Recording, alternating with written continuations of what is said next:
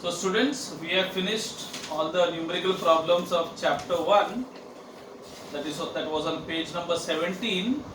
I want to bring to your attention one problem on page number 11.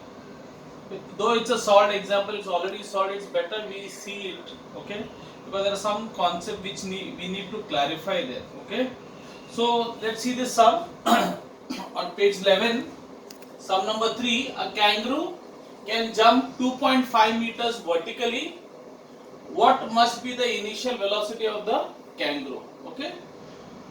So kangaroos of course can jump much higher than this, but this is just an example given to you. So what must be the initial velocity? That means with what speed he should jump so that he can reach 2.5 meters. Now I hope you understood this. You have this background in this lesson. I hope you paid attention when the lesson was taught to you on the video. That whenever you throw anything upwards, okay? When you throw anything upwards, let's say I throw a ball upwards. So when I throw upwards, what happens to the ball? Let's say you throw the ball with a speed of 50 meters per second. Okay, so the starting velocity is 50. Then slowly what happens? The speed will go, will the speed go on increasing or decreasing? Don't say increasing, because if it keeps on increasing, the ball will never come down, it will go into space. But does it happen? Every time you throw the ball, what happens? The ball comes down, right? That means the speed must be what?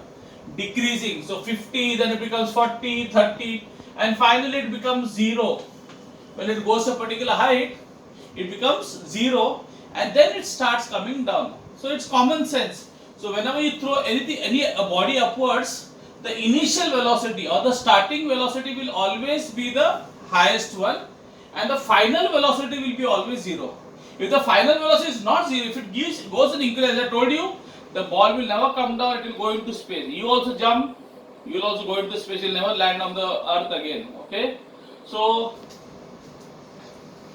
I hope this is clear. Fine. So with this background knowledge, so also then the other way around. Let's say I am standing on the top of a building. I am holding a ball, I am dropping a ball or a stone from the building. Okay? When I drop the stone, when I am holding the stone, what happens?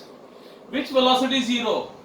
My starting velocity, because I am holding it in my hand, so my starting velocity is 0. And as it goes down, what happens? The speed of the stone will go on increasing, because the earth will pull it with a gravitational pull. So the speed will go on. That's what we call uniform acceleration, or acceleration due to gravity. I hope this is clear. So when you throw a ball upwards, the final velocity will be 0. When you drop a ball from a height, or somebody jumps from a particular height, the starting velocity, initial velocity is 0. Okay? So when you throw upwards, final velocity is 0. When you drop a ball from a height, the initial velocity is 0. Is okay? Correct? Clear? It's like train. When the train leaves the station, the starting velocity is 0. When the train approaches the station, the driver puts the brakes and the final velocity will be 0. So let's write down the data. Okay? Let's write down the data.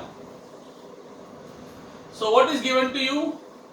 The distance. 2.5 meters means distance. So speed is given to you as 2.5 meters. Fine. Then what else is given to you then? What must be the initial velocity? What must be the initial? Initial means what will be the starting velocity? Okay. Fine. And what else is given to you here? Now what will be 0? As I told you, initial velocity will be something. Now he is jumping up. When he jumps up, what will happen? After reaching that height of 2.5 meters, his velocity will become what? 0. As I told you, whenever you jump upwards or you throw anything upwards, the final velocity will be 0. So my V will be 0. So V will be 0 meters per second. Okay, it's obviously, no, when once he reaches the height of 2.5, his velocity will become 0. Okay, otherwise he will never land down. Then, now which formula you have learned in Kite? Don't look at the answer, don't look at the solution, just look at the board. Look at me or look at the board better. So what formula you feel which connects all these three things? Now you have learned three kinematic equations, right? V is equal to U plus AT, right? So S is equal to UT plus half AT square, and the third formula is V square is equal to U square plus 2AS. Fine. So now, which formula can I not use? Which formula can I not use? So can I use this formula? V equal to U plus AT. I have V, I know U, do I know A? Now A is what? A is acceleration. Whenever thing is thrown up or a thing drops down, what is the acceleration we take into consideration? The acceleration due to gravity. So my G is minus 9.8. Always G will be always negative. Okay, whether you throw an object upwards or downwards. Okay, so now G means my A, right? So I just change this A to G, just because that is acceleration due to gravity only. Okay, here also G. Okay, so fine is it? Now can I use this formula? No, I know V, I know U, I know G.